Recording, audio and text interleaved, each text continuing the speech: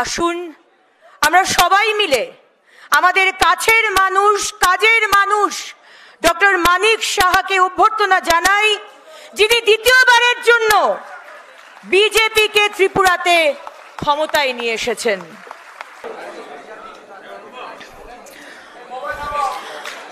আমরা ডক্টর মানিক সাহার হাতে একটি তুলসীর গাছ, মা দুর্গা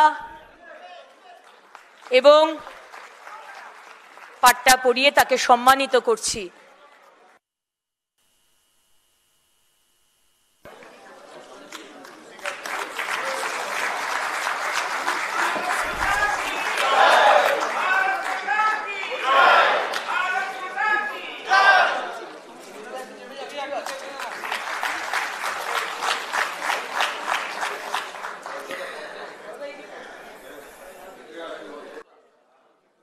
भारत माता की, भारत माता की, भारत माता की।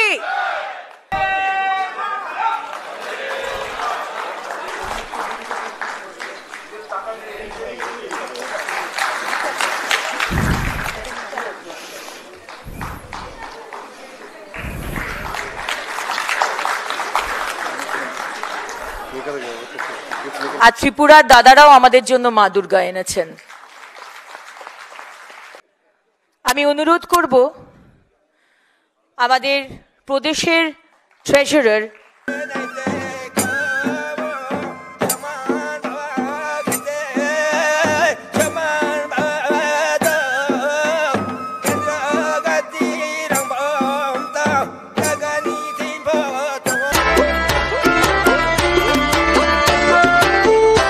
আমরা দেখেছি যে ওয়েস্ট বেঙ্গল এবং ত্রিপুরার মধ্যে একটা দূরত্ব আমরা টের পেয়েছি, এবং তার মেইন যে কারণ সেটা হচ্ছে এই রাজনৈতিক যে বর্তমান পরিস্থিতি, তার কারণে সেটা হয়েছে। এখান থেকে তৃণমূল পার্টির ওরা কয়েকবার চেষ্টা করেছে ওয়েস্ট ত্রিপুরাতে যাওয়ার জন্য, 3-4 বার চেষ্টা করেছে। এবার নোটার থেকে কম ভোট পেয়েছে, 0.008 এইরকম একটা কিছু পেয়েছে। তো কি বলবো, 3 বার চেষ্টা করেছে, 6% ভোটের আশায় ওনারা এখানে গেছেন, এবং বারবার মানুষ ওনাদেরকে কিন্তু অ্যাকসেপ্ট করেনি। উনি ওখানে গিয়ে বারবার বলেছেন, ত্রিপুরা, আমি একটা রুটি খেলে অর্ধেক রুটি ত্রিপুরার জন্য, আর অর্ধেক রুটি আমি ওয়েস্ট বেঙ্গলের জন্য। মিথ্যা কাকে বলে ওনার থেকে শিখতে হয়। এত সুন্দরভাবে মিথ্যা বলে, কিন্তু কোনো কাজের কাজ হয়নি। ত্রিপুরার লোক পলিটিক্যালি সাংঘাতিক কনসাস, এবং তার জন্য আমি বলবো, আমি ধন্যবাদ দেব কমিউনিস্ট পার্টিকে। 35 বছর রাজত্ব করে এমন অবস্থা করে যে সমস্ত ঘরে ঘরে পলিটিক্স ঢুকিয়ে দিয়েছে, যে দুই আমার লোক হোক তবেই সব কাজ পাবে। পোস্টিং কোথাও যদি আপনার খিচুড়ি কমিটিরও যদি সেক্রেটারি হয় বা প্রেসিডেন্ট হয়, তবু আমাদের লোক হবে, তবেই হবে। এবং সেগুলো লাল দুর্গ আমাদের আছে ওদের, সেখানে কম্পিউটারে সব ফিট করা থাকে যে কোথায় কে প্রেসিডেন্ট হবে, ডক্টর সংগঠনের কে প্রেসিডেন্ট হবে, সেক্রেটারি হবে। তো এইরকম একটা বাতাবরণ ওরা সৃষ্টি করেছে। তো এর থেকে বেরিয়ে এসে 2018-তে আমাদের যশস্বী প্রধানমন্ত্রী নরেন্দ্র মোদীজি যখন 2014-তে আসলেন, আমরা সবাই জানি যে ভারতবর্ষের অবস্থাটা কি ছিল তখন। ভারতবর্ষ থাকবে কি থাকবে না, স্ক্যাম, চারিদিকে স্ক্যাম। ওই সময় আমাদের সামনে ভগবানের রূপ নিয়ে যিনি এসছেন, তার নাম হচ্ছে নরেন্দ্র মোদীজি।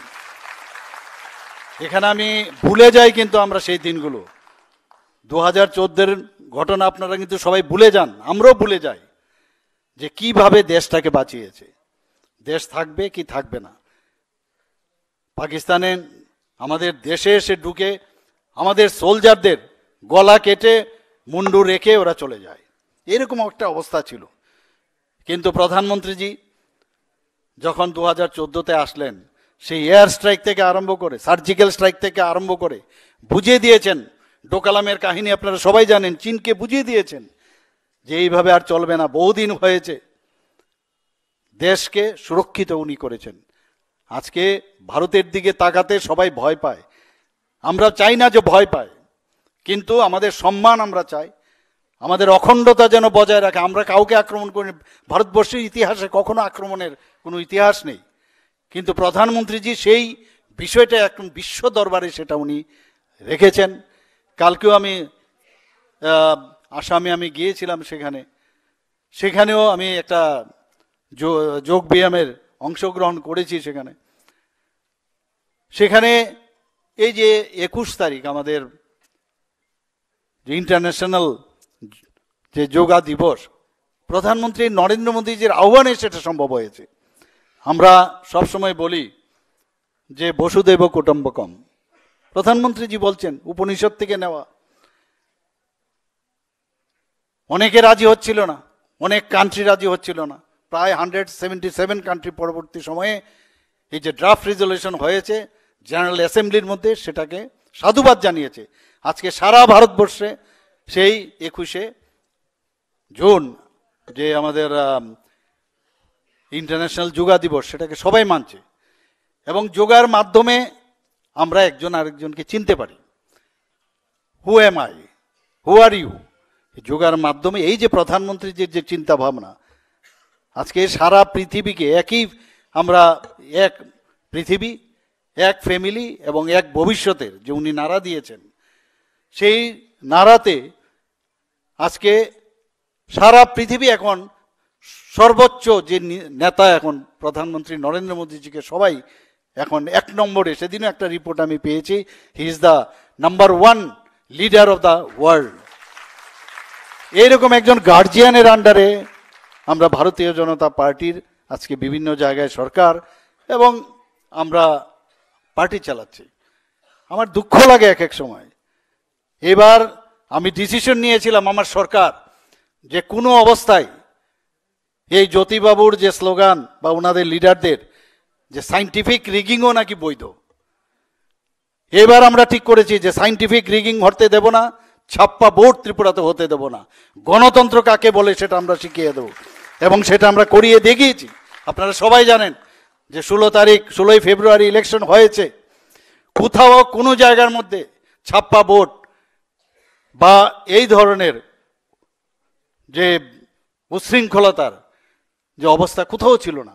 আমরা জানি যে ত্রিপুরাতে আর পশ্চিমবাংলাতে হুঁশিয়ারির যে আমাদের যে শিল্প ছিল সেটা অনেক উপরে, সেই জায়গাগুলো এখন ধ্বংস হয়ে গেছে, এবং বিশেষ একটা শ্রেণীর প্রতি ওনারা যে ইমপিচমেন্ট আমরা বলি, সেই দিকে ওরা বেশি করে ধাবিত হচ্ছে। কিন্তু সেইভাবে কোনোদিন সম্ভব হবে না। প্রধানমন্ত্রী যে বারবার বলছে সবকা সাথ সবকা বিকাশ, বিশ্বাস আর তার প্রয়াস, আমরা সেই দিশায় আমরা কাজ করছি। কেউ যার যার ধর্ম নিয়ে থাকবে, কিন্তু কাউকে লেলিয়ে দিয়ে আরেকজনের ধর্মকে চাপিয়ে দেবে, সেটা কোনো অবস্থায় বরদাস্ত হবে না। এবং এখানে যারাই উপস্থিত আছেন, আমি বলবো আপনাদের মাধ্যমে সমস্ত বুথগুলোকে শক্তিশালী আমাদের করতে হবে, সমস্ত বুথে বুথে আমাদের যেতে হবে। এবং এখানে কথা হয়েছে নতুন বাংলা গর্ব মোড়া সুশাসন দেব আমরা। ত্রিপুরা জয় হয়েছে, এরপর হবে বাংলা, হতেই হবে, করতেই হবে আমাদের। যখন আমাকে ডাক দেবেন, আমাদের কেন্দ্রীয় নেতৃত্বরা তো আসবেনই, যখনই আমাদের ডাক দেবেন আমরা নিশ্চয়ই আমরা আসব, আপনাদের পাশে আমরা থাকব।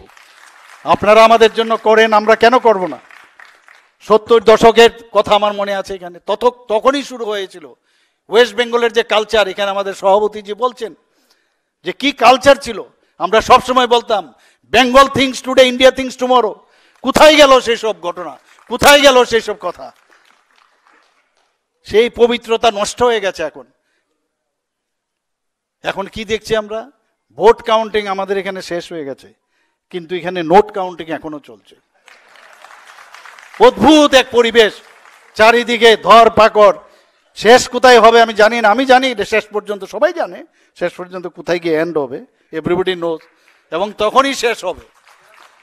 এখানে আমাকে দেখলাম যে কালীমার অনেক ফটো দিল, অনেক কিছুই দিল।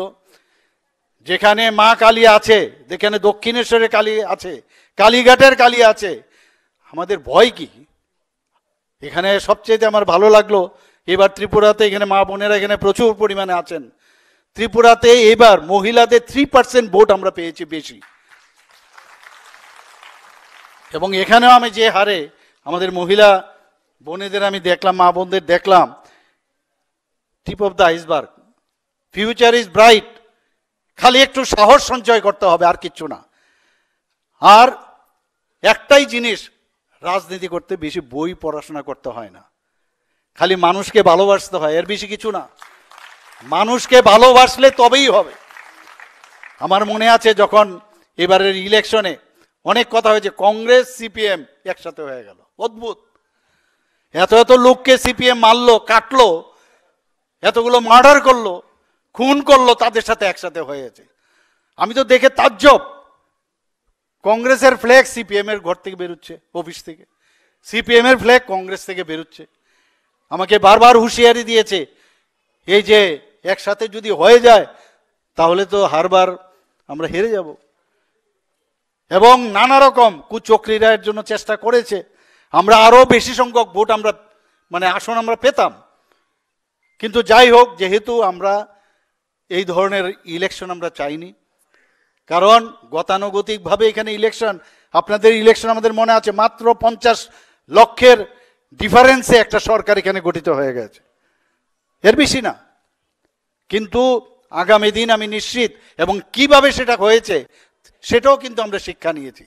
আমরা বলেছি আমাদের পোলিং এজেন্টদের যে কোনো অবস্থায় বাইরে যাই হইচই হোক, যে হেরে যাচ্ছে বিজেপি, তবুও হলের ভিতর থাকতে হবে। যেটা আপনাদের, আমাদের কাছে যা খবর আছে, আপনাদের অনেক পোলিং এজেন্ট তখন বেরিয়ে গেছিল, আপনাদের থেকে আমরা শিখেছি, ভয়ে বেরিয়ে গেছে। যদি থাকতো তাহলে রেজাল্ট অন্যরকম হতো, আমি নিশ্চিত। কারণ মানুষ চেয়েছিল, এটা আমাদের দুর্ভাগ্য যে বাংলাতে ভারতীয় জনতা পার্টির সরকার হয়নি। কিন্তু কতদিন হবেই, কারণ বোয়াল মাছ, কাতলা মাছ, ছোট মাছ, সব মাছ এখন জালে ধরা পড়ছে, সব ধরছে। কি ভয়ঙ্কর আওয়াজ করতো এক একজন, চেহারা দেখছি টেলিভিশনে, দেখছি কি অবস্থা, লজ্জাবতী গাছের মতো হাত দিলে যেরকম অবস্থা হয় সেরকম হয়ে যাচ্ছে, ভয়ঙ্কর চেহারা একদম। আর যখনই অ্যারেস্ট হয় তখনই হুইল চেয়ার নিয়ে নেয়, অদ্ভুত। হসপিটালে বুকে ব্যথা হয়, আইসিইউতে ভর্তি হয়ে যায়, কারণ আইনটাই এরকম। যদি বেল পাওয়া যায়, উপায় নেই, এখান থেকে উড়িয়ে নিয়ে দিল্লি, কাউকে উড়িষ্যা। যার নাম প্রধানমন্ত্রী নরেন্দ্র মোদীজি, আরেকজনের নাম হচ্ছে আমাদের হোম মিনিস্টার অমিত শাহজি, আর ভারতীয় জনতা পার্টির আমাদের যে নেতা, ভারতীয় জনতা পার্টির জেপি নাড্ডাজি। এই রকম আমাদের গার্জিয়ান আমাদের সাথে আছে। তাহলে আমাদের কিসের চিন্তা? খালি একটু সাহস সঞ্চয় করতে হবে, আর কিচ্ছু না। দে আর অ্যাকচুয়ালি টিমিড, আমি আবার বলছি, দে আর টিমিড। কারণ আমরা দেখেছি 70 দশকে আমরা দেখতাম এই কমিউনিস্টদের আওয়াজ, leave the schools and colleges and do red revolution, আমরা সবসময় শুনেছি। Without people's army people's have nothing, গণফৌজনা না থাকলে জনগণের আর কিছুই থাকে না। আমরা ভয় পেয়ে যেতাম, কি বোমা মেরে বলতো কাগুজে বোমা, আর এটা আবার কি জিনিস? সবসময় একটা রিয়াকশনারি একটা ভাব, অদ্ভুত এক সিচুয়েশন। ছোট বড় কলকারখানাগুলোকে আজকে আমরা আত্মনির্ভর ভারতের কথা বলছি, আত্মনির্ভর ত্রিপুরার কথা বলছি, আত্মনির্ভর বেঙ্গলের কথা বলছি। এত স্কিল্ড পার্সন ছিল আমাদের, সেগুলো নষ্ট করে দিয়েছে জিন্দাবাদ জিন্দাবাদ জিন্দাবাদ করে। মালিক এবং শ্রমিকের মধ্যে বিভেদ লাগিয়ে যে নেতাগুলো ছিল, কেনে আঙ্গুল ফুলে কলা গাছ হয়ে গেছে, আর শ্রমিকগুলো মরে স্বর্গবাস হয়ে গেছে। এইরকম একটা পরিস্থিতি ওরা করেছে। স্কুলে যখন যেতাম 70 দশকে, কখন যে কার মূর্তি ভাঙবে আমরা জানতাম না। ওয়েস্ট বেঙ্গল আর ত্রিপুরার একই চিত্র ছিল। গিয়ে দেখতাম হঠাৎ করে রবীন্দ্রনাথের গলা নেই, হাত নেই, ফটো ভেঙে দিয়েছে। এই কালচার আমি কালকেও দেখলাম আপনাদের টিভিতে, সেই বোমাবাজি। ত্রিপুরাতে বোমাবাজি কিন্তু এখন হচ্ছে না, মাঝখানে কংগ্রেস ভবন থেকে মারছিল বোমা। এই বোমার কালচার ওয়েস্ট বেঙ্গল থেকে সিপিএম এর সময়ে সেটা শুরু হয়েছে, আর তার থেকে আমদানি করেছে তৃণমূল কংগ্রেস। একটা কার্বন কপি, আর কিচ্ছু না, বরং আরো ম্যাগনিফাইড ওয়েতে। কি অবস্থা! মানুষ চেয়েছিল যে সিপিএম থেকে একটা, যে এদের যে কাণ্ড কারখানা, তাতে মুক্তি চেয়েছিল। কিন্তু আমরা কি দেখলাম? তার থেকে আরো বেশি ফোল্ডে সেই জায়গায় মানুষ এখন মুক্তির আশায় বসে আছে। এবং আমি নিশ্চিত যে আগামী আমাদের 2024-এই রেজাল্ট বেরোবে। আমাদের এমপি মেম্বার অফ পার্লামেন্টের যে ইলেকশন, লোকসভার ইলেকশন হচ্ছে, 18টা আপনারা পেয়েছিলেন, এবার 25 পার, কারণ ওদের নোট গণতে দিন, আমরা সেই দিক দিয়ে বেরিয়ে যাব। আমরা আমাদেরও আছে 2টো সিট, তো আমরাও ব্যস্ত থাকব। কিন্তু আমি নিশ্চিত যে এখান থেকে মর্নিং শোজ দ্য ডে, এখান থেকে আপনাদের সবাই মিলে চেষ্টা করবেন যে আগামী দিন পশ্চিমবাংলা আবার যেন ভারতকে আবার দেখাতে পারে, সেই আশা আকাঙ্ক্ষা রেখে আমি 2-4টে কথা আপনাদের সামনে রাখলাম। আর আমাদের এই সরকার, এখানে আমাকে বলা হয়েছিল কয়েকটা বিষয় আমাদের সরকারের বিষয়ে কথা বলার জন্য। আমরা 2018-তে আমাদের সরকার আসার পর ডিএ আমরা 3% দিয়েছি। আমি যখন মুখ্যমন্ত্রী হলাম 5% দিয়েছি, তো এইবার দিলাম 12%, তো 20% ডিএ আমরা দিয়েছি। সরকারি কর্মচারীরা ভাবতেও পারেনি, ভেবেছিল হয়তো বা 3% দিয়ে দেবে, 3% বোর্ড দিয়ে দেবে। 700 টাকা আমাদের সোশিয়াল পেনশন দেওয়া হতো, সেই জায়গায় আমরা এখন 1000 টাকা আমরা প্রথম বাড়িয়েছি, এবার 2000 টাকা আমরা বাড়িয়েছি, অর্থাৎ প্রায় 3.8 লাখ লোক এতে সুবিধা পাচ্ছে। শুধু তাই নয়, 30,000 আরও যেন সেই সোশিয়াল পেনশন পায়, তার ব্যবস্থা অলরেডি আমরা অ্যানাউন্স করে দিয়েছি, সেই ব্যবস্থা হচ্ছে। টেট উত্তীর্ণ যতগুলো যারা টেট উত্তীর্ণ হয়েছে সবাই চাকরি আমরা দিয়ে দিয়েছি, কাউকে বাদ জেনে। আর আমাদের এখানে কে সিপিএম, কংগ্রেস, বিজেপি এইসব করি না আমরা। এতদিন ধরে আমরা দেখে এসছি, সিপিএম যদি হয় তবেই পাবে, বিজেপি হলে হবে না। কারণ আমি নিজে ভুক্তভোগী, সুনীলজি জানে। এখানে আজকে আমি অ্যাসোসিয়েট প্রফেসর, কালকে আমি অ্যাসিস্ট্যান্ট প্রফেসর হয়ে গেছি, স্টুডেন্টদের পড়াচ্ছি। তো কি বলবো, স্যারের কাছে গেছি, আরে স্যার তো অ্যাসিস্ট্যান্ট প্রফেসর হয়ে গেছে। এমসিআই বলছে যে ওনার সব ক্রাইটেরিয়া থাকা সত্ত্বেও, অর্থাৎ কি, তখনকার যে মুখ্যমন্ত্রী উনি বলছেন যে উনি ভালো, ডাক্তারও ভালো, মানুষও ভালো, কিন্তু উনি অপোজিট পোলের লোক। বারবার হাইকোর্টে যেতে হয়েছে, হাইকোর্ট থেকে সেই রিলিফ পেয়েছি। শেষ পর্যন্ত যখন এই কথা শুনলাম, সুনীলজিকে বললাম, সুনীলজি জয়েন করবো বিজেপিতে। ঢুকে গেলাম বিজেপিতে। প্রথমে পৃষ্ঠা প্রমুখ ইনচার্জ সুনীলজি ওরা আমাকে দিল, পৃষ্ঠা প্রমুখ ইনচার্জ বানালো। পৃষ্ঠা প্রমুখ এটা শুনে আমি, পৃষ্ঠা প্রমুখ এটা আবার কি, তো এটা পড়তে হলো। আমাদের কিছু লোক এসে, যারা কংগ্রেস থেকে এসছে, পুরনো এমএলএ, বলছে আর যে পোস্টম্যানের কাজ পৃষ্ঠা প্রমুখের।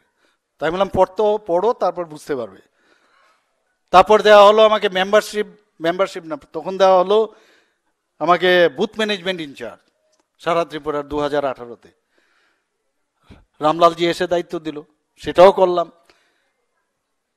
সেই লোকসভার ইলেকশনও আমাকে দেওয়া হলো আবার বুথ ম্যানেজমেন্টের সেটারও বিষয় কি সেটাও জানতে হলে পড়তে হয়েছে।